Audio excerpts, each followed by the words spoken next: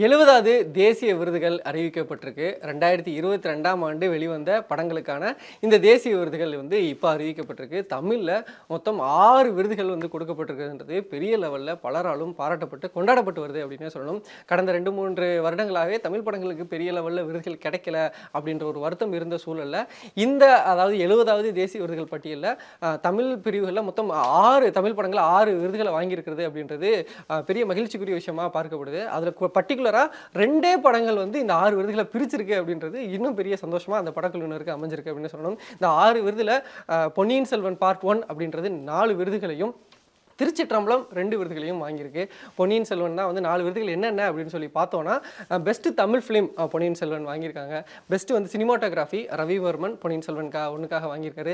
அதை தாண்டி ரொம்பவே ஒரு முக்கியமான விஷயம், ஆஸ்கர் நாயகன் தமிழில் ஒரு இசை புயலாக கொண்டாடப்பட்டுக்கூடிய இந்திய லெவலில் கொண்டாடப்பட்டுக்கூடிய AR Rahman best background ஸ்கோருக்கு Ponniyin Selvan ஒன்றுக்காக அவார்டு வாங்கியிருக்காரு. அது மட்டும் இல்லாமல் பொன்னியின் செல்வனில் இன்னொரு விருது என்னன்னா best sound design Anand Krishnamurthy அவருக்கும் அவார்டு கொடுக்கப்பட்டிருக்கு. இந்த மாதிரி 4 பிரிவுகளில் பொன்னியின் செல்வன் 1 அவார்டுகளை தட்டி தூக்கியிருக்காங்க.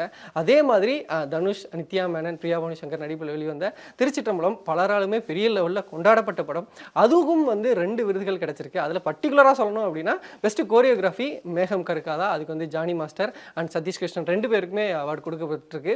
இந்த மேகம் கருக்காதா பாட்டு நம்ம எல்லாருக்குமே தெரியும். அந்த பாட்டு வெளியில் அந்த வீடியோ சாங் அந்த படம் ரிலீஸ் ஆன டயத்தில் அதே மாதிரியான ஸ்டெப்ஸை போட்டு அவ்வளோ ரீல்ஸ் வேர்ல்டு வைடாக ட்ரெண்ட் ஆச்சு. எல்லா உலகத்தில் இருக்கக்கூடிய எல்லா நாட்டில் இருக்கவங்களுமே அந்த ஸ்டெப்ஸை போட்டு அதே மாதிரி ரீக்ரியேஷன் ஷார்ட்ஸ்லாம் பண்ணிட்டு இருந்ததை நம்ம பார்த்துருந்தோம். அப்படி உலக புகழ் பெற்ற அந்த கோரியோகிராஃபிக்கு பெஸ்ட் கோரியோகிராஃபி அவார்டு கொடுத்துருக்காங்க. ஜானி மாஸ்டர் வாங்குறாரு. அதே மாதிரி அந்த படத்தில் நடிச்சிருந்த நித்யா மேனன் அவங்களோட நடிப்பு அப்படின்றது பெரிய லெவலில் பாராட்டப்பட்டது. ரொம்ப நல்லா யதார்த்தமாக நடிச்சிருக்காங்க அப்படின்னு பலரும் சொல்லிட்டு இருக்கக்கூடிய சூழலை அவங்களுக்கு பெஸ்ட் ஆக்ட்ரஸ் லீடிங் ரோலில் அவங்களுக்கு நித்யா மேனனுக்கு திருச்செந்தூரத்துக்காக அவார்டு கொடுத்துருக்காங்க. இந்த மாதிரி 2 படங்கள் 6 விருதுகளை வாங்கியிருக்கு. இதை தாண்டி இன்னொரு விஷயம் என்ன அப்படின்னா, நம்ம தமிழ் சண்டை பேச்சாளர் இருக்கக்கூடிய அன்பறிவு அவங்க கன்னட படமான KGF 2ல பெஸ்ட்டு ஃபைட் கோரியோகிராஃபிக்கு அவங்களுக்கு அவார்டு கொடுக்கப்பட்டிருக்கு. ஸோ 6 தமிழ் படங்களும் இவர் அங்கே போய் அங்கே ஒரு விருதும் வாங்கியிருக்கிறது ஒரு பெரிய லெவலில் கொண்டாட்டமாக பார்க்கப்படுது. இதை தாண்டி தென்னிந்திய சினிமாவே இந்த நேஷனல் அவார்ட்ஸில் பெரிய லெவலில் ஆதிக்கம் செலுத்துச்சு அப்படின்னு சொல்லணும். ஏன்னா best film of the year 2022ல் இந்திய லெவலில் சிறந்த படமாக ஒரு மலையாள படம் ஆட்டம் படம் தேர்வாகிருக்கு. அது ஒரு தென்னிந்திய படம், மலையாள படம் அப்படின்றது இன்னொரு பெருமையான ஒரு விஷயமா இருக்குது. அந்த ஆட்டம் அந்த விருது மட்டும் இல்லாமல் மொத்தம் 3 விருதுகளை அவங்களும் வாங்கியிருக்காங்க. அதே மாதிரி காந்தாரா அந்த படத்துக்கும் 3 விருது. அந்த 3 விருதுல முக்கியமான விருது எப்படின்னா பெஸ்ட் லீடிங் ஆக்டர் ரிஷப் ஷெட்டிக்கு தான் கொடுக்கப்பட்டிருக்கு. ஸோ அவங்களும் விருதுகள் வாங்கியிருக்காங்க. KGF பெஸ்ட் கன்னடா ஃபிலிம் வாங்கியிருக்காங்க. அதே மாதிரி நம்ம சொன்ன மாதிரி ஸ்டண்ட்டுக்கும் அவங்க வாங்கியிருக்காங்க. இந்த மாதிரி எல்லா லாங்குவேஜிலுமே பெரிய லெவலில் விருதுகள் வாங்கப்பட்டிருக்கு. அதை தாண்டி கவனிக்கப்பட வேண்டிய விஷயம் என்ன அப்படின்னா RRR அந்த பீரியடில் தான் வந்தது. ஆஸ்கர் அவார்டு வாங்கினது கீரவாணி இசைக்காக வாங்கினாரு. அவருக்கு எந்த விருதும் இல்லை. RRRக்கு பெரிய லெவலில் எந்த விருதுகளும் இல்லை அப்படின்றது கொஞ்சம் கவனிக்க வேண்டிய விஷயமா தான் இருக்குது. இதை தாண்டி நம்ம இதில் சொல்ல வேணும்னா ரஹ்மான் பற்றி பேசி ஆகணும். ரஹ்மானுக்கு இது 7வது தேசிய விருதாக அமைஞ்சிருக்கு.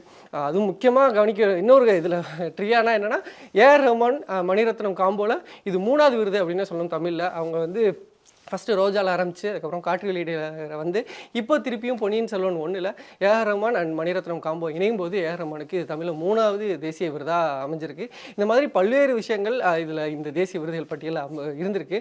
இதை தாண்டி அந்த சமயத்தில் வெளிவந்த முக்கியமான சில படங்களுக்கும் இல்லை. ஏன்னா அந்த படங்கள் வெளிவந்தப்போ பெரிய லெவலில் கிரிட்டிக்கலாக பாராட்டப்பட்டு இது தேசிய விருதுக்காகவே இருக்குது இந்த மாதிரியான படங்கள் அப்படின்னு சொல்லப்பட்ட கடைசி விவசாயிக்கு எந்த விருதும் இல்லை. அது அந்த அந்த வயதான கேரக்டரில் நடிச்சிருந்தவரும் சரி, விஜய் சேதுபதியும் சரி ரொம்ப நல்லா பண்ணியிருந்தாங்க. டைரக்ஷன் அவ்வளோ தத்ரூபமாக இருக்கும். ஒரு கிராமத்தோட வாழ்வியலை ரொம்ப யதார்த்தமாக காட்டியிருப்பாங்க. அந்த படத்துக்கு எந்த விருதும் இல்லை அப்படின்றது கொஞ்சம் சின்ன வருத்தம் தான். அதே மாதிரி கமர்ஷியல் ஆஸ்பெக்ட்ஸில் பார்த்தோன்னா விக்ரம் கமலுக்கு ஒரு மிகப்பெரிய வெற்றி. ஒரு நீண்ட காலத்துக்கு பிறகு ஒரு கம்பேக்காக கொடுத்து கமலுக்கு இண்டஸ்ட்ரியில் ஒரு இண்டஸ்ட்ரி கிட்டு கொடுத்த படம் அப்படின்றது விக்ரம். அந்த படத்துக்கு பெரிய லெவலில் எந்த விருதுகளும் இல்லை சொல்லணும்னா அது கொஞ்சம் கவனிக்கப்பட வேண்டிய விஷயமா இருந்துச்சு. அதை தாண்டி அந்த முக்கிய நட்சத்திரங்களாக இருக்கக்கூடிய தமிழில் இருக்கக்கூடிய விஜய் அஜித் 2 பேரோட படமும் வந்துருந்துச்சு. வலிமை பீஸ்ட் அதில் எந்த விருதுகளும் அவங்களுக்கும் இல்லை.